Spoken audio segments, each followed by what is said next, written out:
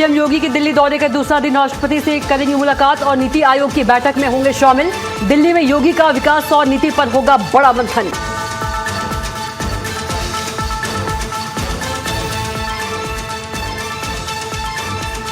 प्रधानमंत्री नरेंद्र मोदी के कार्यकाल के 12 साल पूरे। मुख्यमंत्री पुष्कर सिंह धामी ने दी शुभकामनाएं, दीर्घायु और स्वस्थ जीवन की कामना की।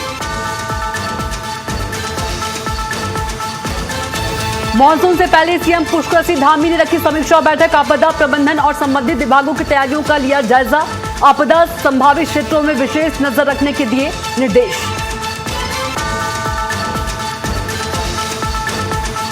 मसूरी के झड़ी पानी कोलू खेत शॉर्टकट मार्ग पर बड़ा हादसा। अनियंत्रित होकर गहरी खाई में गिरी कार। हादसे में 2 महिलाओं समेत 4 लोगों की मौत।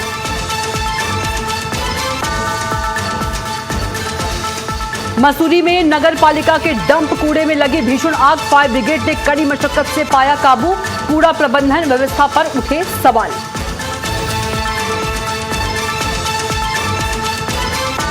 रुड़की के लीवरहेड़ी गांव में फायरिंग और पथराव से फैली दहशत। सोशल मीडिया पर फायरिंग पथराव का वीडियो वायरल। मुख्य आरोपी गिरफ्तार, अन्य आरोपियों की तलाश जारी।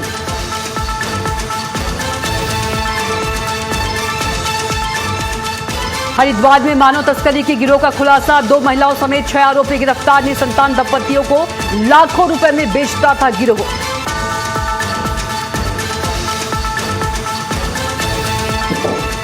नमस्कार, न्यूज 360 में आप सभी का स्वागत है। मैं हूं आपके साथ कविता पांडे। बुलेटिन की शुरुआत बड़ी खबर के साथ करेंगे, जहां दिल्ली दौरे के दूसरे दिन मुख्यमंत्री योगी आदित्यनाथ का व्यस्त कार्यक्रम है। बता दें कि सीएम योगी राष्ट्रपति भवन पहुंचकर राष्ट्रपति से शिष्टाचार मुलाकात करेंगे, तो वहीं इसके बाद शुरू होने वाली नीति आयोग की बैठक में शामिल होंगे। बैठक में विकास योजना और राज्यों से जुड़े अहम मुद्दों पर चर्चा होगी।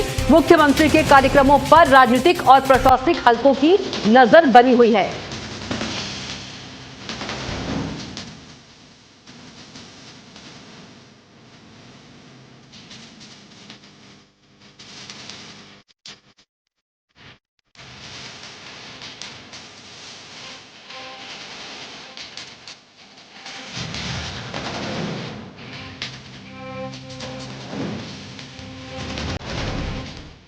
वहीं सुल्तानपुर में भाजपा विधायक विनोद सिंह के एक कथित बयान को लेकर राजनीतिक विवाद बढ़ गया है। आरोप है कि विधायक ने ग्राम प्रधानों को लेकर कहा कि इतनी जांच बैठा देंगे कि वे प्रधानी करना भूल जाएंगे। इस बयान के बाद राष्ट्रीय पंचायती राज ग्राम प्रधान संगठन ने कड़ा विरोध जताया है। संगठन के राष्ट्रीय अध्यक्ष डॉक्टर अखिलेश सिंह ने कहा कि यह भाषा लोकतांत्रिक मर्यादाओं के खिलाफ है और जनता द्वारा चुने गए प्रतिनिधियों का अपमान है। उन्होंने मुख्यमंत्री से मामले का संज्ञान लेने की मांग की है। साथ ही चेतावनी दी है कि यदि विधायक सार्वजनिक रूप से माफी नहीं मांगते हैं तो उनके आवास का घेराव किया जाएगा और प्रदेश भर में विरोध अभियान भी चलाया जाएगा। संविधान ने उनको जो दर्जा दिया है जनप्रतिनिधि का, वो किसी भी तरह से विधायक की हैसियत से, विधायक के दर्जे से कम नहीं है। राज्य के विधायक राज्य के अपने जो हाउसेस हैं उसमें कानून बनाते हैं। गांव का प्रधान उतना ही शक्तिशाली है जो गांव की पंचायत में ग्राम सभा की बैठक में कानून बनाता है। उसको भी कानून बनाने का अधिकार है। भारत सरकार में यही अधिकार माननीय सांसद गणों को प्राप्त है। योगी मोदी के खिलाफ जाएगा, उसका खामियाजा भुगतना पड़ेगा। इतनी जान बैठा दूंगा, इतनी जान बैठा दूंगा वो प्रधानी। वहीं प्रधानमंत्री नरेंद्र मोदी के कार्यकाल के 12 साल पूरे होने पर मुख्यमंत्री पुष्कर सिंह धामी ने शुभकामनाएं दी हैं। मुख्यमंत्री पुष्कर सिंह धामी ने कहा कि प्रधानमंत्री नरेंद्र मोदी ने देश की आजादी के बाद सबसे लंबे समय तक प्रधानमंत्री रहने का रिकॉर्ड बनाया है। बीते 12 साल कर्मयोग, तपस्या और राष्ट्र सेवा के रहे हैं, जिसमें पीएम मोदी ने बिना रुके भारत को नई ऊंचाइयों तक पहुंचाया है। केंद्र सरकार की योजनाओं का लाभ अंतिम व्यक्ति तक पहुंचा है। गरीबों के कल्याण के लिए कई ऐतिहासिक कार्य किए गए हैं। सीएम पुष्कर सिंह धामी ने प्रधानमंत्री नरेंद्र मोदी की दीर्घायु और स्वस्थ जीवन की कामना की है।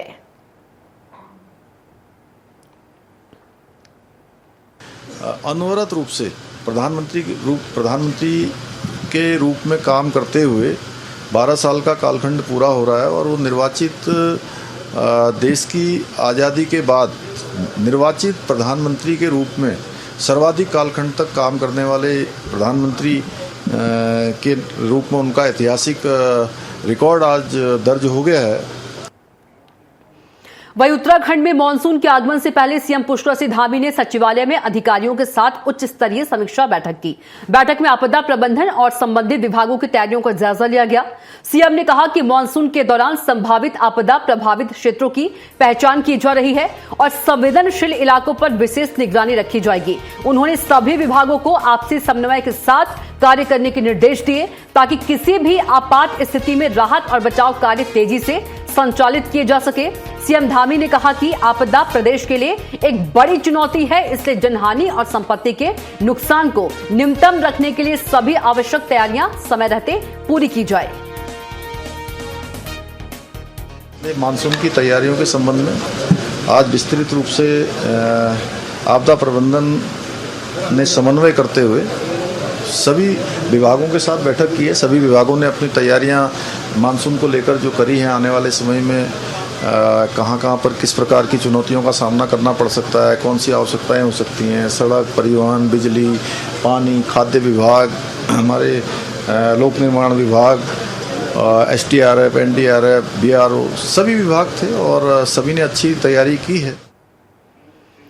वहीं प्रधानमंत्री नरेंद्र मोदी के सर्वाधिक कार्यकाल पूर्ण होने पर गंगोत्री धाम में विधायक सुरेश सिंह चौहान ने विशेष पूजा अर्चना और गंगा आरती की। प्रधानमंत्री नरेंद्र मोदी के कार्यकाल के 12 साल पूरे होने पर विश्व प्रसिद्ध गंगोत्री धाम में विधायक सुरेश सिंह चौहान ने पूजा अर्चना कर गंगा आरती की। विधायक सुरेश सिंह चौहान ने पीएम मोदी के उत्तम स्वास्थ्य, दीर्घायु और राष्ट्र सेवा के संकल्प की सफलता की मां गंगा से प्रार्थना की। विधायक सुरेश सिंह चौहान ने कहा कि प्रधानमंत्री मोदी के दूरदर्शी नेतृत्व में भारत ने विकास, सुशासन, आत्मनिर्भरता, डिजिटल क्रांति, महिला सशक्तिकरण, किसान कल्याण और युवाओं के भविष्य के क्षेत्र में उल्लेखनीय उपलब्धियां हासिल की हैं। ये उपलब्धियां केवल एक व्यक्ति की नहीं बल्कि भारत की लोकतांत्रिक परंपरा, जनविश्वास और राष्ट्र निर्माण के प्रति समर्पित नेतृत्व का प्रतीक है।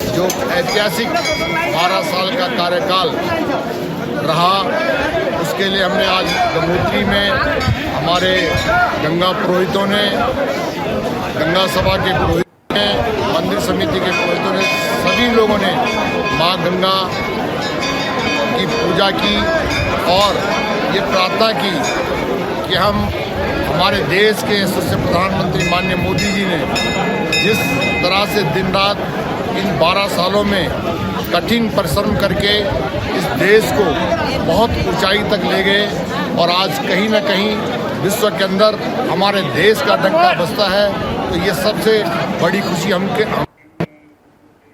वहीं पिथौरागढ़ में पीएम मोदी के 12 वर्ष पूर्ण होने के अवसर पर आयोजित प्रगति पथ यात्रा कार्यक्रम के अंतर्गत दर्जा मंत्री गणेश भंडारी ने निर्माणाधीन मेडिकल कॉलेज का स्थलीय निरीक्षण किया। इस दौरान उन्होंने अंतिम चरण में चल रहे निर्माण कार्यों की गुणवत्ता और प्रगति की जानकारी ली। वहीं मंत्री ने केंद्र और राज्य सरकार के समय पर बजट उपलब्ध कराने पर आभार जताया। उन्होंने कहा कि मेडिकल कॉलेज प्रदेश का सुविधायुक्त संस्थान होगा। वहीं निरीक्षण के दौरान स्थानीय जनप्रतिनिधि, पार्टी पदाधिकारी और निर्माण एजेंसी के अधिकारी मौजूद रहे।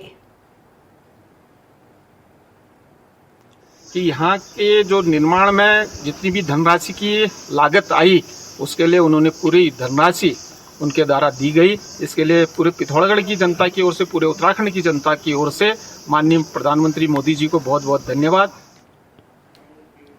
वहीं पिथौरागढ़ में जिला पंचायत बोर्ड बैठक हुई। जिला पंचायत अध्यक्ष जितेंद्र प्रसाद की अध्यक्षता में जन समस्याओं पर चर्चा की गई। विभिन्न क्षेत्रों के जनप्रतिनिधियों ने विद्युत, सड़क, पेयजल और वन भूमि से जुड़ी समस्याएं उठाई। वहीं जिलाधिकारी आशीष भटगाई ने अधिकारियों को जल्द से जल्द समस्याओं के निराकरण के निर्देश दिए हैं। उन्होंने कहा कि समस्याओं का तय समय सीमा में सुनिश्चित किया जाए।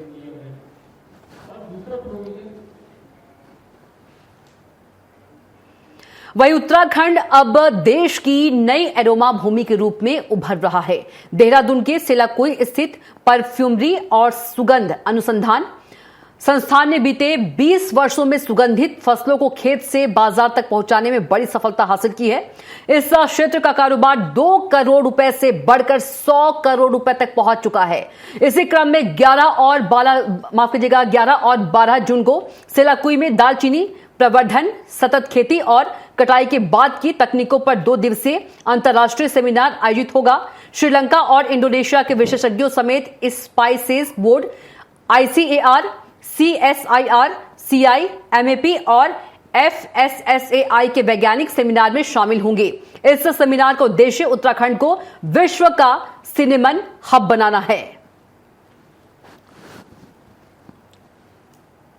क्योंकि खेत हमें अन्न देता है, धन देता है, ऐश्वर्य देता है। और आज जिस प्रकार से अंधाधुंध पेस्टिसाइड का प्रयोग करने के कारण हमारी भूमि की उर्वरक शक्ति समाप्त हो गई है, तो आने वाले समय में हमारा वाटर लेवल नीचे जा रहा है। आने समय में एक समय आएगा कि हमारे खेत बंजर हो जाएंगे। उसको देखते हुए पूरे देश के अंदर ये अभियान माननीय प्रधानमंत्री जी के मार्गदर्शन में और शिवराज जी के नेतृत्व में चल रहा है। वहीं लखनऊ में यूपी पुलिस सिपाही भर्ती परीक्षा के अंतिम दिन एक फर्जी अभ्यर्थी पकड़ा गया। केसरबाग स्थित खालसा इंटर कॉलेज परीक्षा केंद्र पर एक युवक अपने दोस्त की जगह परीक्षा देने पहुंचा हुआ था, जिसे जांच के दौरान गिरफ्तार कर लिया गया। पुलिस मामले की जांच कर रही है। वहीं राजधानी के 55 परीक्षा केंद्रों पर 2 पालियों में 45,000 से अधिक अभ्यर्थियों ने परीक्षा दी है। परीक्षार्थियों के अनुसार पेपर सामान्य रहा, लेकिन रीजनिंग के कुछ सवाल चुनौतीपूर्ण रहे। परीक्षा को नकल मुक्त और पारदर्शी बनाने के लिए सीसीटीवी कंट्रोल रूम और भारी पुलिस बल की तैनाती की गई थी। प्रशासन ने दावा किया है कि परीक्षा शांतिपूर्ण ढंग से संपन्न हुई और नकल करने वालों पर लगातार कार्रवाई जारी है।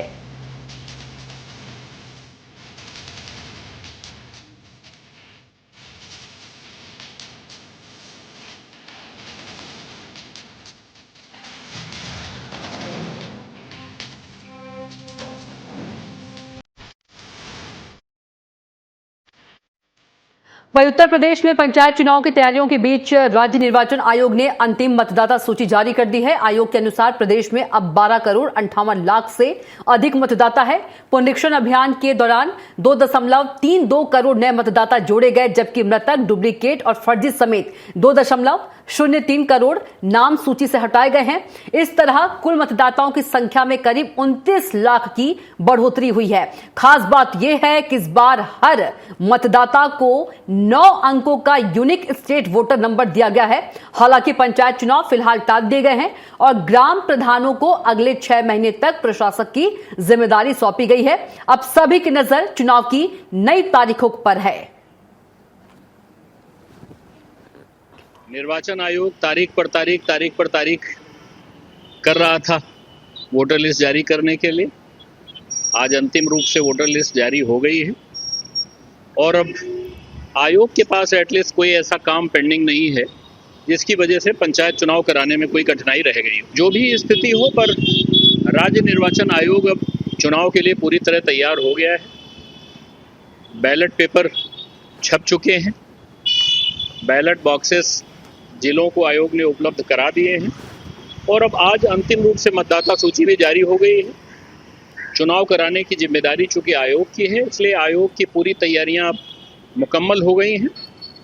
भविष्य में चुनाव पंचायतों का कब होगा, अब इस बात से राष्ट्रीय पंचायती राज ग्राम प्रधान संगठन को कोई बहुत अंतर नहीं पड़ रहा है। कारण ये है कि चुने हुए लोगों के हाथ में सत्ता है।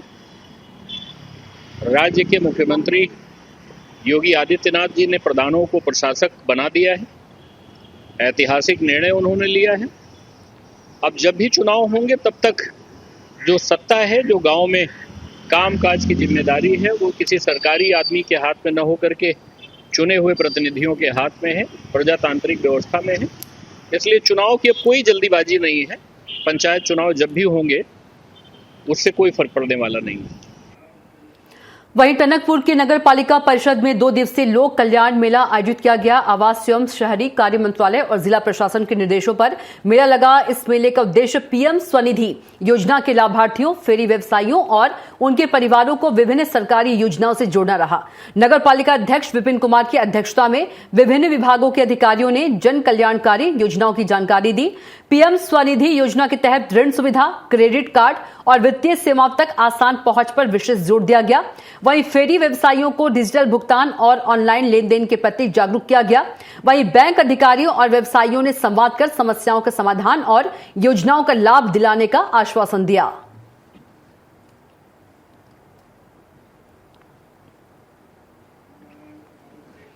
वहीं हरिद्वार में परिवहन विभाग ने सघन चेकिंग अभियान के दौरान नियमों की अनदेखी करने वालों के खिलाफ कड़ी कार्रवाई की है। वहीं परिवहन विभाग ने कार्रवाई के दौरान 15 बसों को सीज किया, जबकि 3 बसों को फिटनेस निरस्त कर दी। विभाग के अधिकारियों ने कहा कि सुरक्षा मानकों के साथ खिलवाड़ बर्दाश्त नहीं किया जाएगा।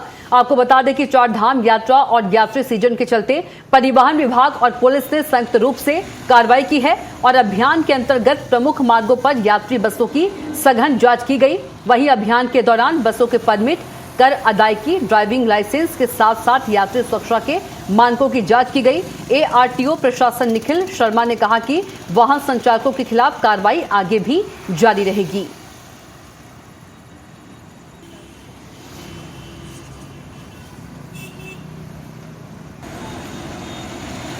देखिए, जिलाधिकारी महोदय के निर्देशों के क्रम में जब ये 4 धाम यात्रा चल रही है तो निरंतर जो बाहर से बसें आ रही हैं, जो लग्जरी बसेस चल रही हैं, टेम्पो ट्रैवलर्स चल रही हैं, उनके ऊपर जांची कार्रवाई की जा रही है। उसी के क्रम में कल पुलिस के साथ और परिवहन विभाग में संयुक्त रूप से चेकिंग गई, जिसमें कि 15 से ज़्यादा चालान हुए। 3 गाड़ियों की जो है फिटनेस निरस्तीकरण की संस्तुति हुई है और 3 वाहन सीज हुए हैं।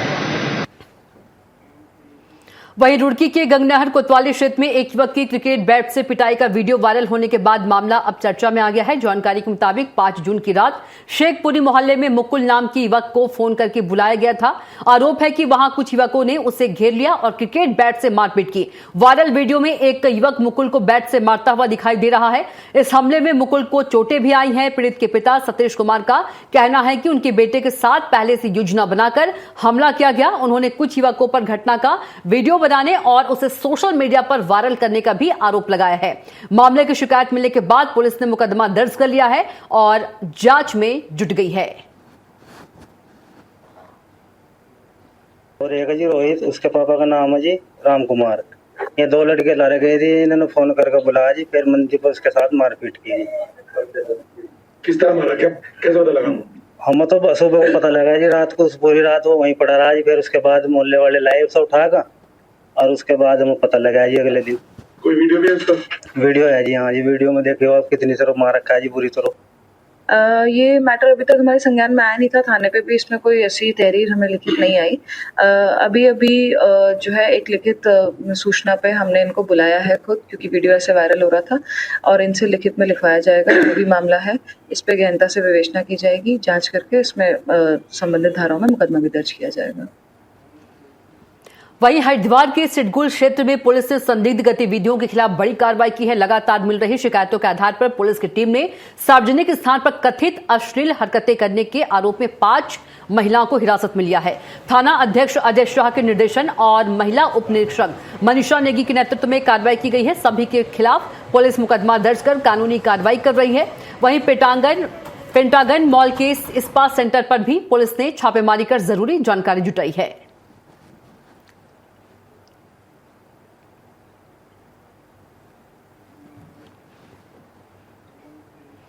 वहीं चंपावत में जिलाधिकारी मनीष कुमार ने लोहा घाट के छमनिया क्षेत्र का निरीक्षण कर उत्तराखंड के पहले महिला स्पोर्ट्स कॉलेज के निर्माण कार्यों का जायजा लिया। उन्होंने कहा कि मुख्यमंत्री पुष्कर सिंह धामी के ड्रीम प्रोजेक्ट्स में शामिल स्पोर्ट्स कॉलेज करीब 237 करोड़ की लागत से तैयार हो रहा है। जिलाधिकारी ने अधिकारियों और कार्यदायी संस्था को निर्माण कार्य निर्धारित समय और गुणवत्ता मानकों के अनुसार पूरा करने के निर्देश दिए। डीएम ने फुटबॉल ग्राउंड, एस्ट्रोटर्फ हॉकी मैदान, एथलेटिक ट्रैक, छात्रावास और अकादमिक ब्लॉक समेत अन्य निर्माणाधीन की प्रगति की समीक्षा की। उन्होंने कहा कि खेल मैदानों और रिटेनिंग वॉल के कार्यों में तेजी लाने के साथ साथ छात्राओं के लिए जल्द शैक्षणिक गतिविधियां शुरू की जाए। स्पोर्ट्स कॉलेज प्रदेश की महिला खिलाड़ियों को अंतर्राष्ट्रीय स्तर तक पहुंचाने में महत्वपूर्ण भूमिका निभाएगा।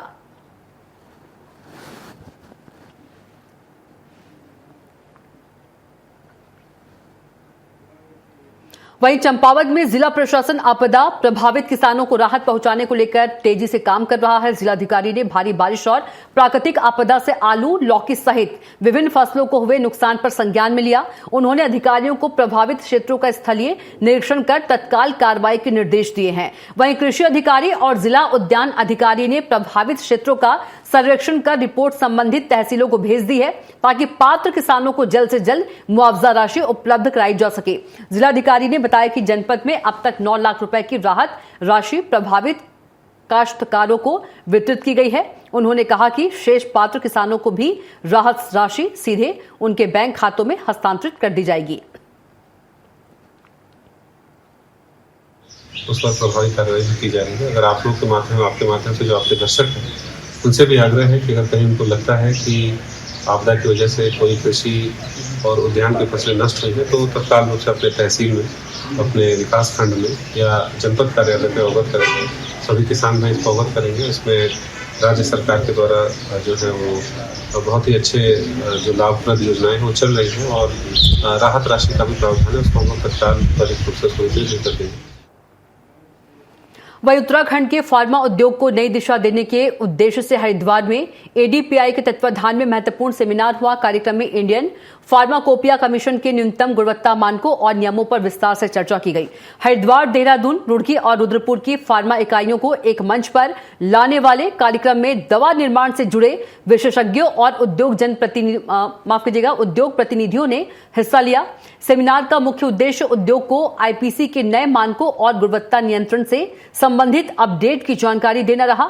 इंडियन फार्माकोपिया कमीशन के डॉक्टर वी कलाई सेल्वन ने कहा कि भारतीय औषध संहिता दवाओं की गुणवत्ता, सुरक्षा और प्रभावशीलता सुनिश्चित करने का आधार है। वहीं राज्य औषधि नियंत्रक ताजबेर सिंह ने कहा कि उत्तराखंड का फार्मा उद्योग तेजी से विकसित हो रहा है। मानकों के पालन से वैश्विक स्तर पर इसकी पहचान और मजबूत होगी। एकम्स कंपनी के डायरेक्टर संदीप जैन ने ऐसे आयोजनों को उद्योग हित में महत्वपूर्ण बताया। गौरतलब है कि उत्तराखंड में देश की 20% दवाओं का उत्पादन होता है।